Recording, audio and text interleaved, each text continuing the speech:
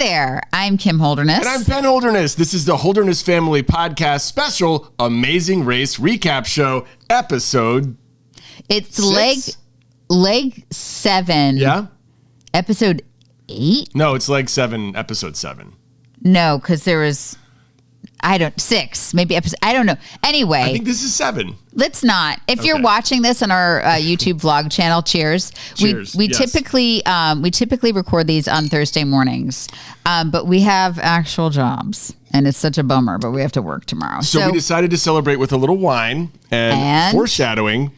Cheese. Some cheese. So we're recording this right after the show has done airing. So we started this leg of the race along a beautiful river in the island of Corsica in France. Had an amazing time camping on an island in France. Yeah, so it was right by the river where we had the hernia finish. That's what we like to call it in this family. And you saw the tents. Yeah. And it was the 5 groups that were remaining just kind of staying together, and we had some time to get to know each other. Yeah, it was great. And it was funny because as we watched the show, I think we were a little more just upfront about everything.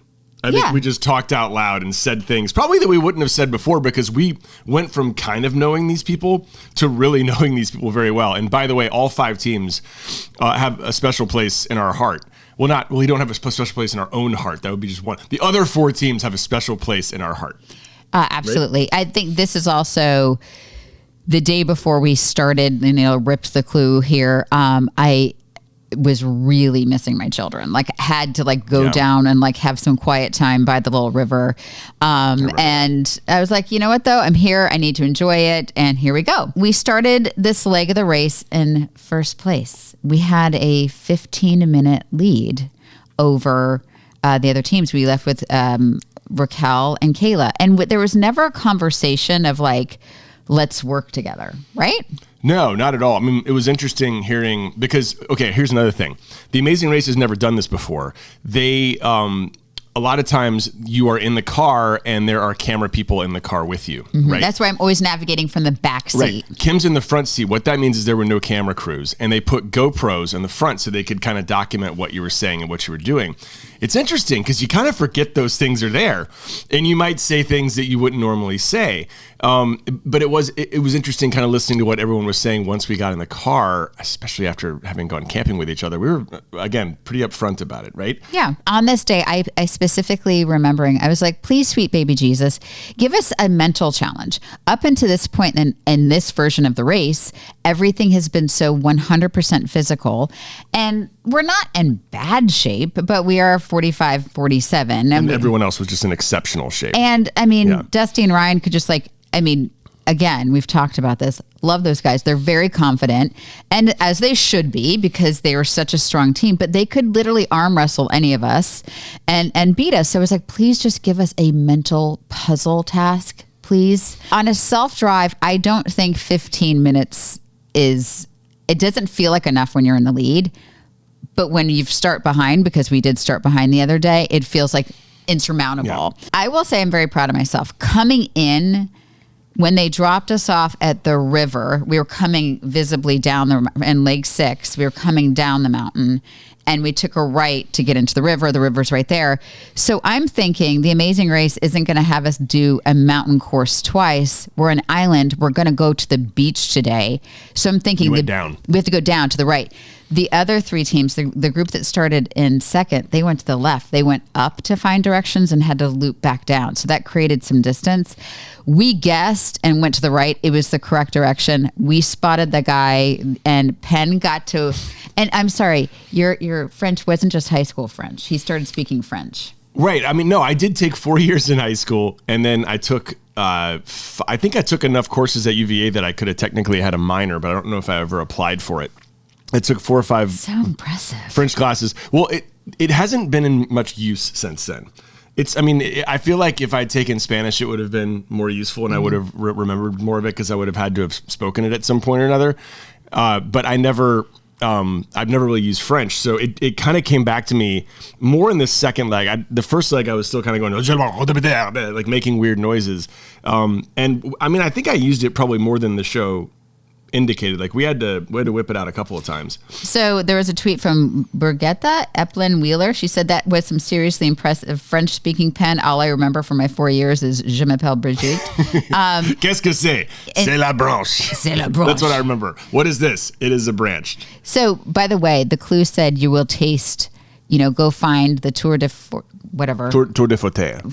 yeah. and taste some of Corsica's other famous cheese. So we got there, we stopped for the directions at one time. And as you see, I'm pointing, I'm like, there's parking. We passed it. Mm-hmm. And you see me pointing, Raquel and Kayla spot it. They park. And Penn got a little salty and he's like, we led them here and they passed us. It's a race.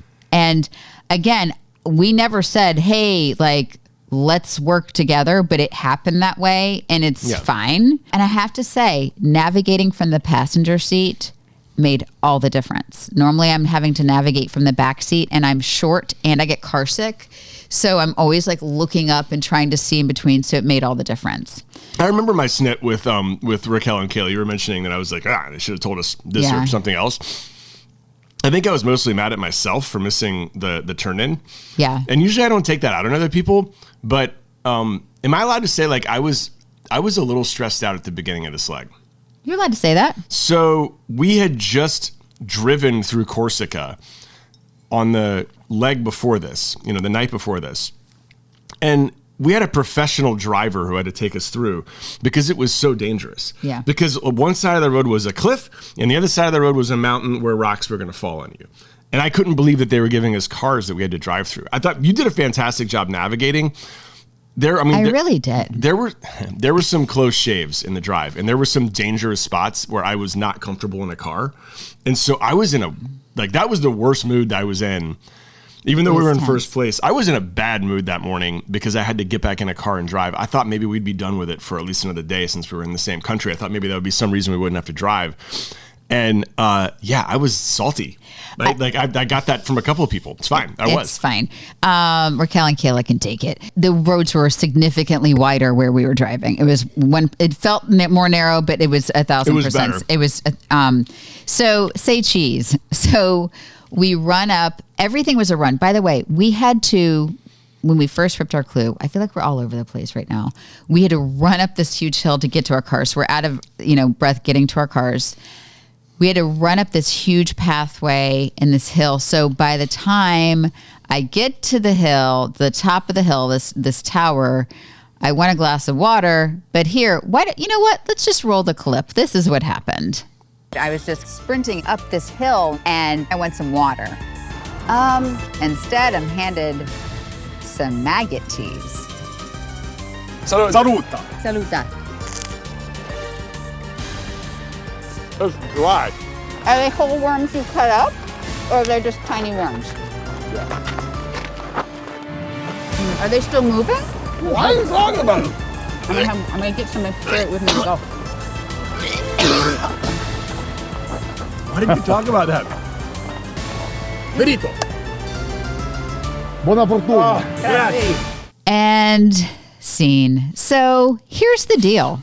I didn't mind it. I know you didn't mind it.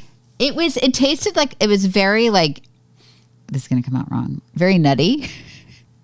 And no, that's okay. It did have a nutty, it had a weird texture to it, but cheese has nutty textures. Yeah. And I will say this, I have something called ulcerative colitis. This is going to be like the TMI podcast. And I have to get a colonoscopy every year. Mm-hmm. Every year I have to do colonoscopy prep. If you've ever done a colonoscopy, that is like drinking warm garbage. So I would eat an entire loaf of that stuff over doing colonoscopy prep. So I was like, and something about, I was like, I just needed to dance it down. I mean, it didn't taste good. It was New Kim. You were enjoying great. It. And I love New Kim normally. 99% of the time I love New Kim. So I have two things. I have an awful gag reflex when it comes to bad food. And you know this about me, right? I was actually, I was worried about an eating challenge because if you gave him a plate of mushrooms we would have gone home. He won't eat it. Well, here's the thing. If you didn't tell me they were mushrooms, I could eat them. I have like a weird psychological aversion when I know something is in my mouth. I can, if I don't know what it is, I can just eat it and move along. So I was, honestly, they said cheese and they said worms. And I was like, okay, I'm just going to eat this. And everything was going fine. And I love you. And you were being so free. And you were just dancing, you were new Kimming, but then you started talking to the guy about what was in the cheese and you identified the moving worms while Maggots. I was still eating. And then what happened right after that? He started gagging. I started gagging. Yeah. So I'm like, I know, I'm glad we each had to get through it our own way, but like Kim, that was, that went from being totally manageable to me almost puking in a very beautiful tower on the top of Corsica. Kim probably thinking the cheese challenge is asking, we're not on Survivor. I didn't mind the gross eating challenge. I did not mind the cheese challenge. The camping, when Phil told us on the mat we'd be camping. We didn't like that. I did say, excuse me, Phil, I did not sign up for Survivor. I'm sorry. This is my girl. This girl right here does not camp. Lulu and Lala, it was their first time camping. Ever. They were precious. I loved it. He's an Eagle Scout. Well, I was a camper growing up. So on the way, Raquel and Kayla waited for us at the bottom, which was the end of my snit. Yes. They did. And that may have been a strategy, like whatever it was. I think, look, with this self-driving, particularly places with long travels, and they didn't show this.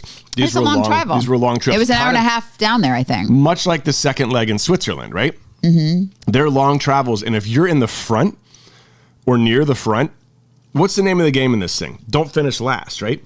So at least in that traveling part, you'll see a lot of people sometimes making a decision to stick together. And I understand there are some inherent questions as to whether or not you should stick together in the Amazing Race, whether or not you should help people out. There are very strong opinions. Why would you ever help another team out? Here's my reasoning why. You don't want to finish last, and you need help to keep from finishing last, and there's comfort in those numbers in the early legs. Right. And this is still, until you get to the final four, final three, this is still an early to middle leg. I know you don't agree with me totally. I don't agree totally. But I do love, you heard me say, like, I'd love to make it to the final three with them. And he's like, and then beat them. I didn't have a problem, like, navigating we're going to get to the detour in a second. It was definitely easier with two people. But I also know that when we have done our best on this race, we've been by ourselves. Yeah, you're right. Like we've made decisions and we've been by ourselves. Yes, we're about to get to a detour where I think it was a good idea to have people with us. 1,000%. So it was gently down the stream or row your boat. Is that so? Row your boat was a clear hulled kayak, which because it's this beautiful clear water where you had to look beneath the boat and find 10 physical fishes, right? And take them off a chain and put them on the boat. Mm-hmm. Gently down the stream was similar, but you were in a submarine and you had it was a boat with a glass bottom boat, not a submarine. Well, it was underneath it was a half submarine. It was a submersible. It was like, a glass bottom boat. You know what it was? They took the thing from the old 10,000 Leagues Under the Sea Disney ride. The Disney ride, because it's not there anymore. It's now the Little Mermaid ride, and they just moved it over to Corsica. That's what they did. They did that. They took it from Kissimmee, Florida. Right. And they sent it to Corsica. They just sent it there. It didn't weigh much at all. Yeah. Anyway, you had to identify 10 fish. It was a memory challenge. You had to identify them based on color and pattern. And you had to get them in the exact order, and you had to report it back to a guy in a crazy suit. So initially, I said, we're just going to like muscle out any physical task. But here's the thing, and here's the little secret that we didn't tell anybody. Penn has a photographic memory. It's pretty close. I mean, like people who actually have photographic memories, I think you get like a card that says you have a perfect photographic memory, but it's pretty close. I like it's called eidetic, and I'm good. I can remember a lot of stuff. Whereas I can remember things if I write them down, if I draw a picture, if I study it, I have a good memory. He said to me at that chat, like I said, let's do the row your boat. He goes, no, I trust my memory more than I trust my hernia. And he had just gotten a hernia kayaking. So I was like, oh yeah, you're right. And then I was thinking about it. I was like, that's so easy. Here's where it was super helpful to have Raquel and Kayla with us. The water was super cloudy. Yeah. He's colorblind. So the first one he goes, oh, look, that's blue. And Kayla's like, that's purple. And I looked over and we're like, did they show that in the show? Yeah. And we both were like, that's purple. And so, by the way, color blindness is way worse when you're underwater. And so it was very murky. And so they said in the thing, I think it said like, if the water conditions aren't like whatever, like sucks to be you went out here for 15 minutes. So it was very cloudy. And I think the first 7 minutes out, you didn't see anything. And then in about a minute, you saw all 10. Yeah, we were really sitting there for a long time thinking that we had done this, that we had missed it. The fish had already gone by. Well, no, because it was so cloudy, we thought we had missed it. And then all of a sudden it was like purple, submarine, this. It went really fast. It went really, really fast. And so to have the comfort of another set of eyes was actually, and so. Well, they're on both sides of the boat. They were on both sides of the boat. And so how I have to remember things, and this is one of the things I practice before coming on The Amazing Race. It's funny how we practice memory challenges. Like, I would have to name something. So he would give me sequences of things to practice, and I would have to be like yellow submarine, Brazilian flag. I'd have to remember like what it kind of looked like to me, and we just like throwing out like that's kind of, and we did exactly that here. So it really came in handy. So in fact, one of them was very clear Duke blue. We live in the Triangle area. He's a UNC fan. I don't really care. It doesn't bother me. And happy Manuary. That's a very manly title. Mm-hmm. Identifying one of the fish colors as a Duke University fish is almost enough to disqualify Penn from season MVP status. My award, my rules. I love that. So it is funny. I wrote him back, by the way. You did. He's absolutely right. I don't like Duke. And so let's make this very clear. And the previous leg, our mule was named Duke. We didn't name it Duke. Two in a row. Two in a row, Duke. So, but I don't like Duke. By the way, Duke just boat raced Carolina. They beat him by 20. They could have beat him by 30. I'm particularly angry at Duke University right now. By the way, if any of my kids got in, I know Lola kind of is eyeing Duke. It's an amazing school, but their basketball team can suck it. So, but if you want to let my daughter in, well, I'm not going to do the whole thing where like people ask to get their kids in. Never mind, she'll earn it. Also, I'll tell you this. You never forget when you say Duke University. That we didn't have trouble remembering that one, did we? No. So I will say originally Raquel and Kayla were going to do the other thing. They switched. It didn't bother me. No, I'm glad they did. Yeah, and it kind of helped, but we were always going to do our race, and we were always going to do our thing, and yeah, it was fine. By the way, we did not help them get the answer. Somebody tweeted like, "I hope you didn't give them the answer." They only had one table at the place to work on, so it's not like, so I feel like we should have had two tables. So we were going to help each other. We were not going to give them the answer. We repeated the fish together several times, but we walked past, and then that was it. And so once we got off the boat, because we were like saying it out loud, and you hear him go, "Hold on, let me say it." He needed to say it so he could remember it, and I remembered it too.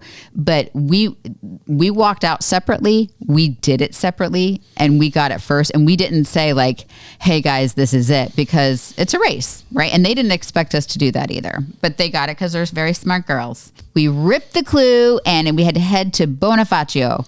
And I had spotted Bonifacio on the map already. So we just got in the car and kind of went. Well, we were using the water, right, to drive away. We knew all the main roads were not right on the water. There couldn't be. Like, this coastline was insane. There was no way that there could be a road that went straight there. So we went out, and there were some numbers of roads. I remember it was like 10A, and like 10 10 italic A. They were like all very similar roads. You remember that? Right. And it was to get to the specific spot, it was a little confusing because there's all these little roads.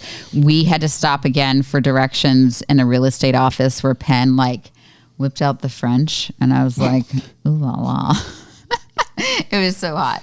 And we had more running. We had a park, and it was this beautiful. So by the way, it's this. Yes. And so Penn, I know, we hung up the pictures. Penn didn't hang up the pictures. That's okay. So, Penn didn't hang up the but pictures. Also, we couldn't hang them up until now. That's why they've been kind of like half up behind us. Yeah. Because we didn't want to give away where we were. Yeah.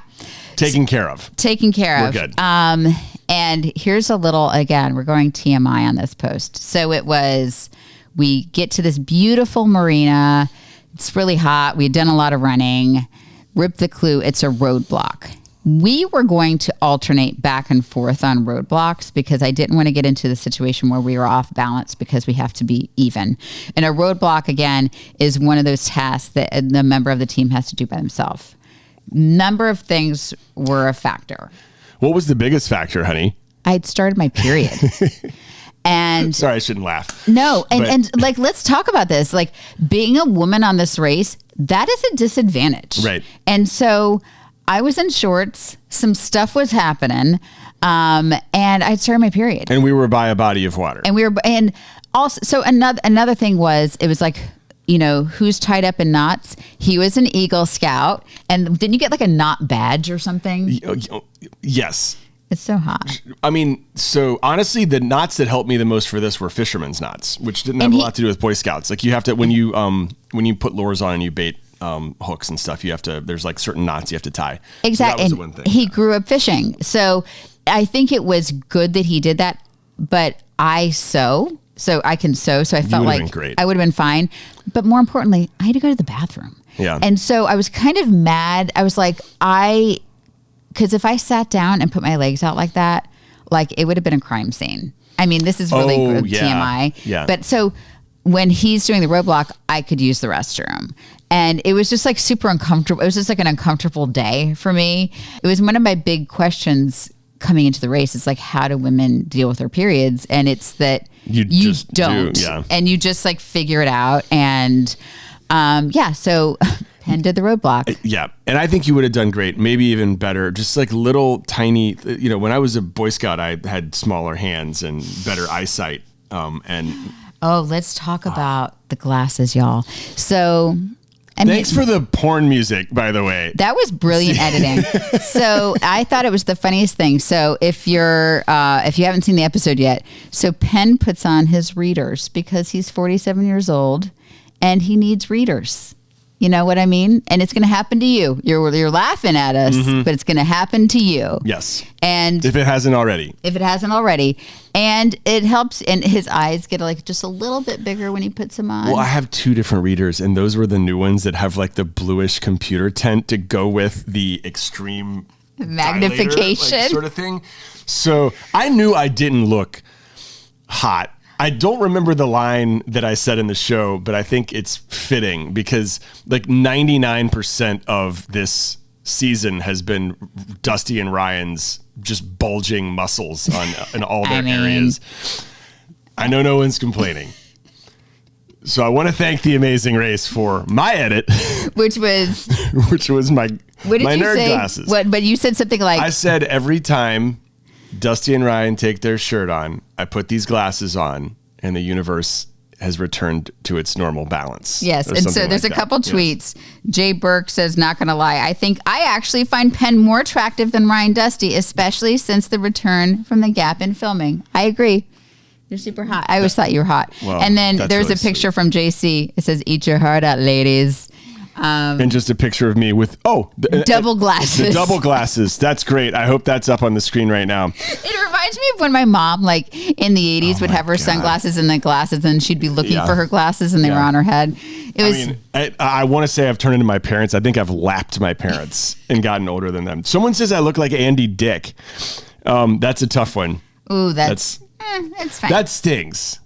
But that's okay. So we are now a little out of balance on the roadblocks, and it made me a little nervous. Like, as he's doing it, I'm like, I should have sucked it up. Yeah, but you're so good you're good at everything. I'm not. I wasn't as worried as you were at that time. At that time, I wasn't as worried as you were. I was worried. And it was tense, right? So I have to say, even like Raquel and I think Raquel and I were kind of standing apart from each other at that point.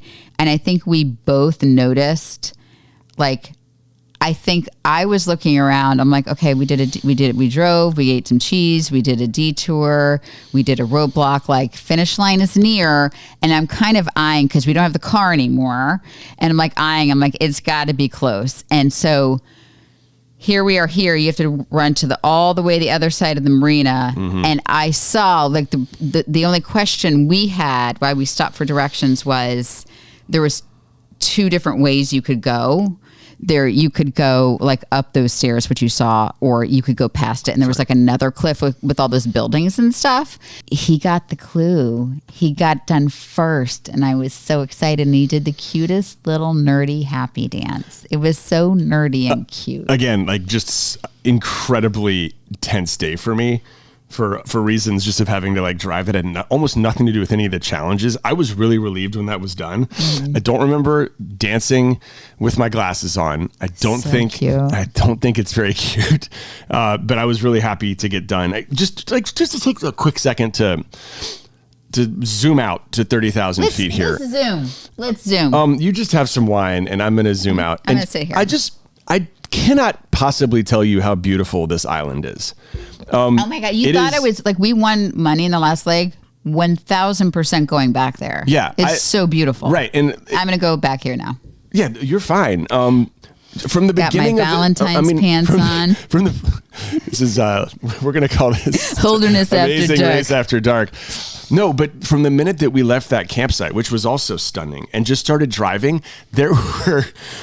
That tower that we went to in Fotea that had the cheese. Beautiful. That was like the 9th tower that we saw like that. And it was all along this like jagged coastline. And it was farmland and it was water. And then this marina that we went to tie the knots. I mean, you had a little more time to look at it than I did. But it looked like something out of a Danny Ocean movie. But Danny Ocean. Like Ocean's 11. Got it. They scouted and just like every restaurant was perfect and it's a marina which is supposed to have a bunch of like gross water. The water was clear in the marina. It didn't make any sense. And all these buildings were made thousands of years ago. They looked fake. Yeah, our country is so young. It's so new. Our country is so new compared to these places, and just like walking around and looking, I wanted to spend more time looking. We ran around here and we got to the other side and I saw Raquel and Kayla get their clue. But by that time, they are faster than I am. They're really fast. But I knew that like they'd have to go like lightning. Like I felt like we were fine because we were far enough. You know what I mean? Like we had a good little lead that I felt like we were okay. But they're fast. They are so freaking fast. Yeah. And the hill was like this. It did not translate on TV, and it's disappointing because I said to Penn at one point, "Just pull me, and you see a picture. I'm like, just pull. Just thank you for explaining this because if you look at the video, I'm doing this, and it looks very spousal abusey. And what did I say to the camera? You're like, my wife is giving me consent to pull her arm right now because it looked a little spousal abusey. Right, and they didn't show that, and I know we're not supposed to talk about stuff that they didn't show in the show. I feel legally obligated to let you know that my wife asked me to do that, and there's video. And there was like a handrail. There was like I was yanking. There was a handrail, and I was pulling myself up. We ran up the dirt path like after we saw Napoleon, like. We ran because at one point you're like, let's enjoy it. I'm like, let's just run. Because Kayla and Raquel are so stinking fast.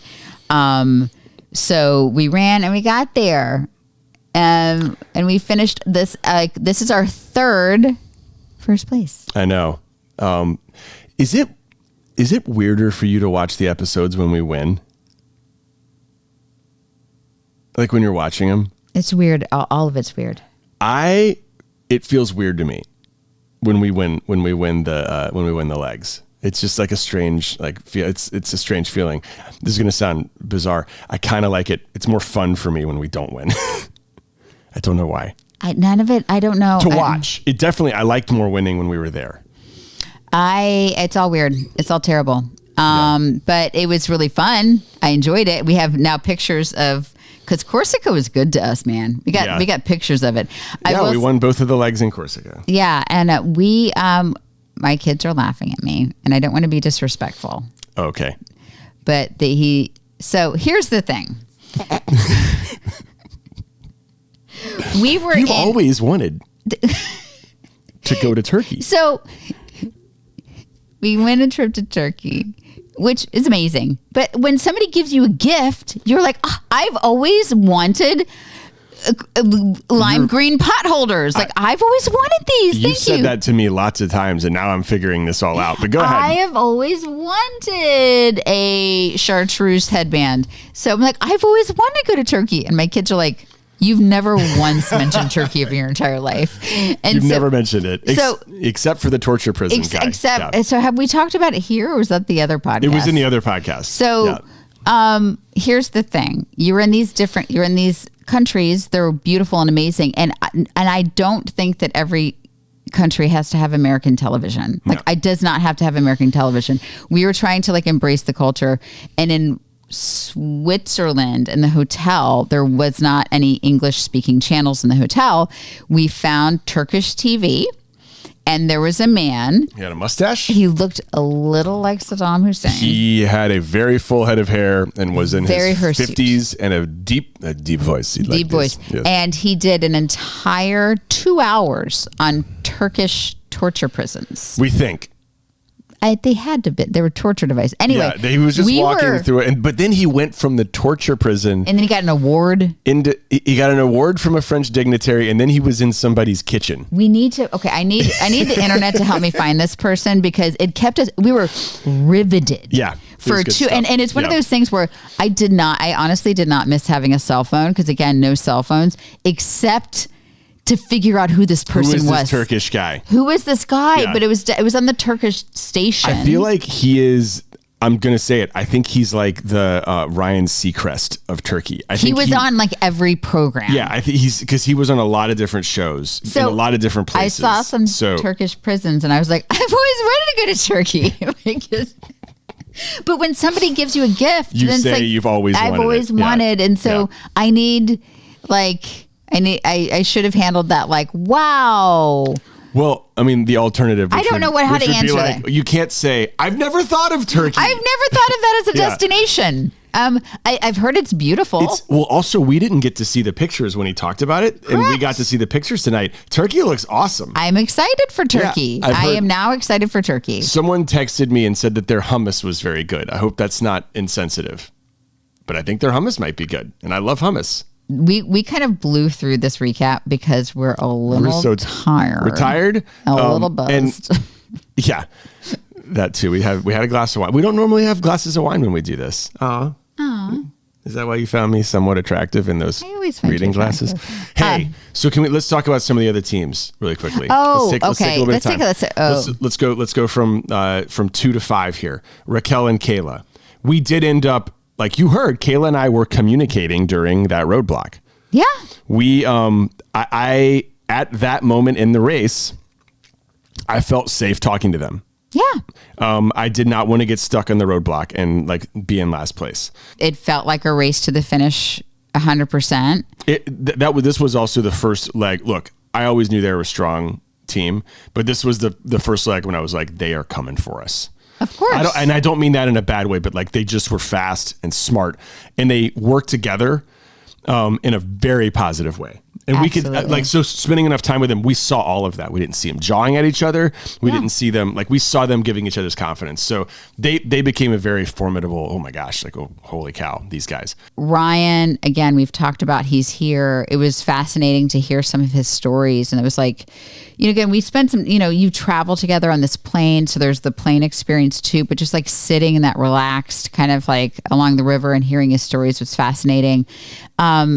Dusty and Ryan they had U-turned themselves in the previous leg and still come in third. So they said things like they're going to break their foot off at other people or something. We're looking forward to breaking our foot off in people. Yeah, something in the beginning. But that was the language they were using even when we were camping. I remember him saying something, I could lap you guys in a 50-yard dash or something. I was like, oh yeah, but where's my Sudoku?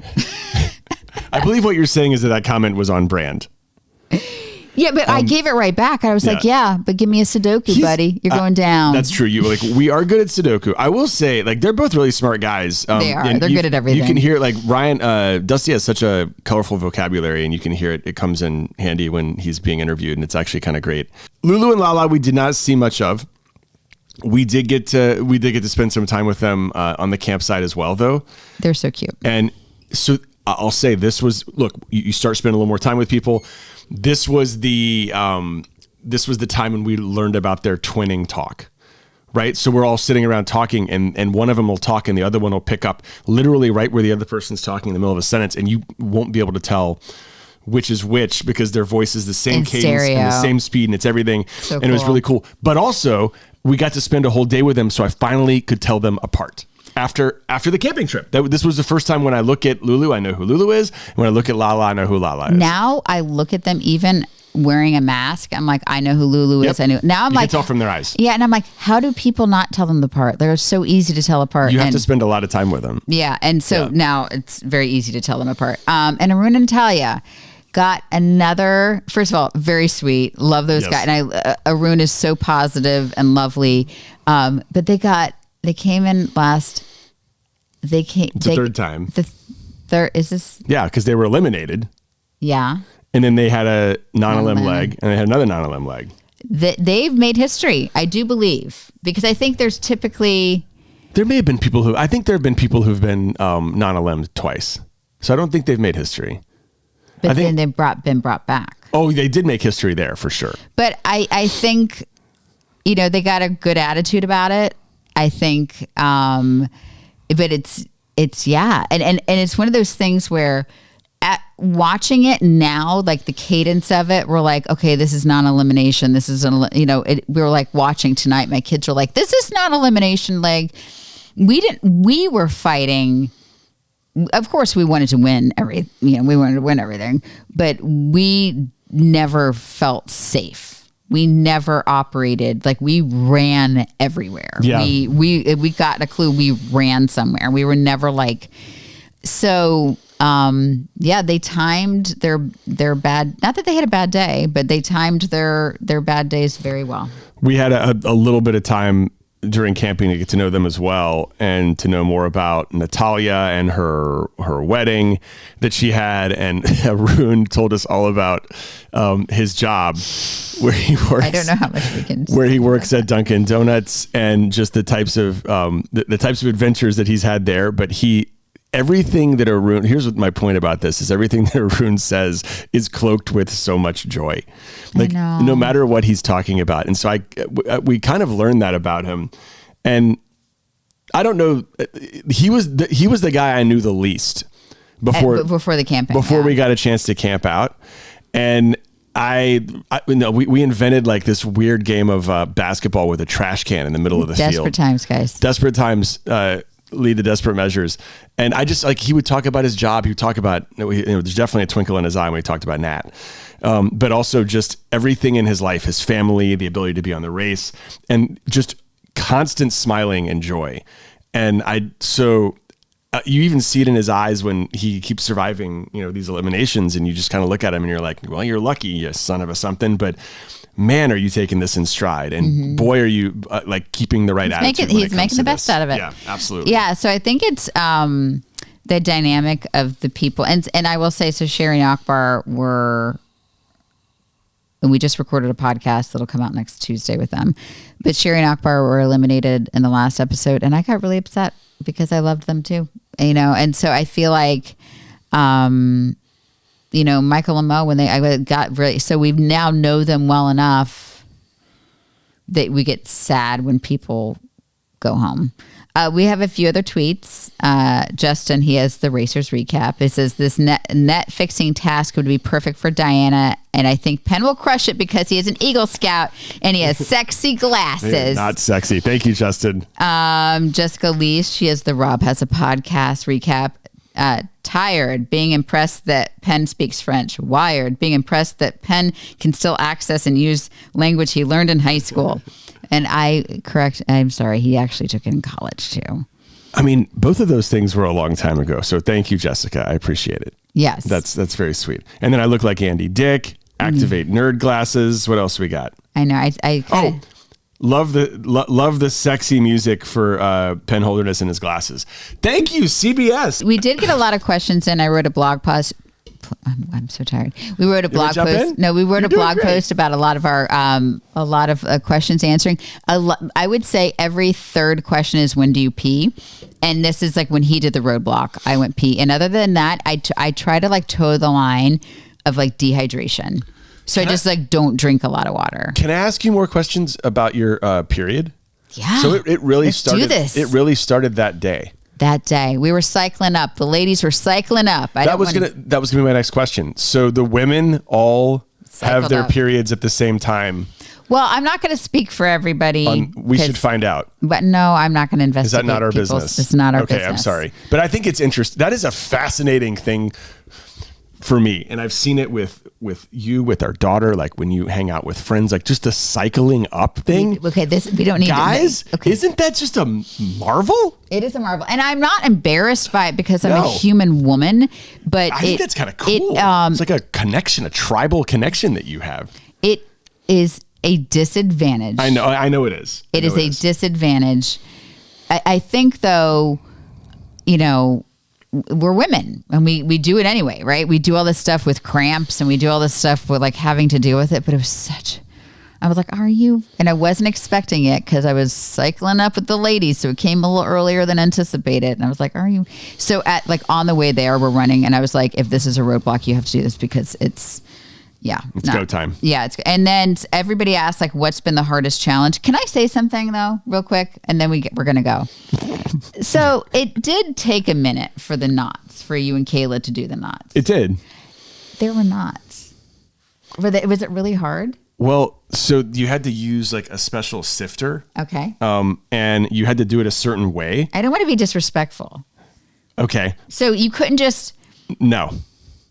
You couldn't just tie it, move along and tie it. So there was I don't know how to draw it, but there was like an L here and then there was a hole here. And this part here had So for the people listening just on podcasts, he's doing like weird shapes with his fingers. Okay, go ahead. Right. So the first thing that we had to learn that we didn't learn until about 10 minutes in probably is that you had to keep it taut. You had to like use feet You something. said first, I was so impressed. You're like, oh, I found it out. You have to put it on your feet. Yeah. Right. That was, and he was doing it the whole time, but it didn't really register when we were looking for the nets. These nets were so freaking flimsy because they're nets, right? And even when you got them taut, the net was pretty small and the holes were pretty small and you had to do it in a certain order. So if you went this, it was wrong. If you went this, it was wrong. You had to do like this, back around and do this. Okay. And then you had to tie the knot on both sides of this like junction. So you had to double knot here and double knot there. And you couldn't just use your hands because the nets were everywhere. So you had to use this like sieve, this like, you saw the thing. Right? Yeah. So no, I don't think you're being disrespectful. I do think that you would have done great, but you're like little ADHD attention to detail stuff kind of kicked in. It did. I mean, there was nothing else on my mind. So when there's nothing else on your mind, you were sweating. Oh my God. Like you could see my nose had this like drip coming off the bottom of it. That wasn't my finest moment, but it wasn't my worst moment. That was one of those roadblocks. You're like, let me just get through with it. Yeah. And because I'm watching it, I'm like, well, I sew. Those are knots. Or is it? No, I think most people, it took a little bit of time. But that's what I'm saying. Like you and Kayla, because I don't know how long it took Ryan or the girls or anything. Or like Lulu and Lala, but like it took like 20-ish minutes. Mm-hmm. It took 20-ish minutes. It felt just because I was sitting there with those knots and sweating, and it was the first time it was hot. Was that the first time that it was hot in this race? Yeah, because it was in Switch in Lugano, it was really hot. It was just hot because we were climbing up the stairs. It was just hot. This was the first time that we were like uncomfortably warm. Yeah, in this entire race. So that was, I mean, it was slippery. I just, I don't know. I'm glad that we got through it. And it actually made for better television than I thought it would be. I thought it would be pretty boring television. I tried to like zoom out and watch these as a fan because, as you know, I've like seen every episode twice, and I have such crazy anxiety, and I do love this show that's why I started listening to the recaps years ago. Yeah, because I would listen to the recaps and then watch the show. So now I watch it more as a critic. So when I was watching you guys do the not thing, I'm like, is this good TV? You're producing. I was producing. I'm like, but because you and Kayla were like fighting for first place, I did think it was more interesting. And because Lulu and Lala and Arun and Natalia were like fighting for last place, it was interesting. But on its own, it's like not tying good TV. Maybe not. Okay, Kim's a little tie. We're gonna tuck her in. Thank you so much for staying up with us on Amazing Race After Dark. Amazing Race After Dark. It's a little shorter than usual. Kim is in her here. This is how we're going to end it if you're watching the YouTube, with Kim's leg up by my face. Please stay tuned. You saw some previews for next week. There's leaf rolling. Dolmades. I don't know if, I love dolmades. Let's just say that. And I mean, seriously, like, you guys, thank you so much. If you made it to the end of this, thank you so much for watching these. It is fascinating to me, the culture of people who watch and listen to things after a show as a companion. He does not listen to recaps. Well, no. I was about to say, I actually do. Like the Game of Thrones recaps, I used to absolutely crush through, and we're gonna try a Gilded Age podcast, right? We're watching at this point, if you're into the Amazing Race, at this point we're just gonna talk about our lives. So our friend Katie Finneran is on the Gilded Age. She is the most delightful human being, and she's like we share very, like, her best friends are like we're good. Anyway, she's on the Gilded Age. She's Mrs. Morris. And she's awesome. She is such a bee. She's amazing. So we've started watching the Gilded Age on HBO, and it's so good. And they have a podcast, so I'm starting to listen to those. But it's different because I like the reality show recaps. Anyway, what else do you guys want to know? What else do you want to know? I'm cutting you off, honey. I'm actually not. I'm fine. No, but you are about to pass out. I can tell. I'm so tired. We love you guys. Thanks so much for watching. Thank you for watching. And something else. No, I'm kidding. No, but actually, so Kayla and Dusty, and then Lulu and Lala. No. And then Arun and Talia. Like, everybody has a recap. Everybody gets a recap. You get a recap. You get a recap. No, honey. Okay, we're gonna. What else is there? Hey, good job. We did good this week. I'm so impressed with us. You are. Our son was so. Lola's proud too, but he came back downstairs. It was like 10:05, and I was like, "Honey, you need to be in bed." He's like, "I just want to say I'm really proud of you." I was like, "Oh." We don't get that very much. No, our kids are proud of us. I know they are. They just don't say it very much. It's Why like, would great. you say that? I know. Like, I know. It's adorable. Yeah, but like, what hey, Mom and Dad, I'm proud of you. You had 14 conference calls today. You really nailed that day. Like, what is there to be proud of? Hey, way to pick me up and way to drop me off and pick me up on time. Only 4 minutes late. Way to get me to that practice.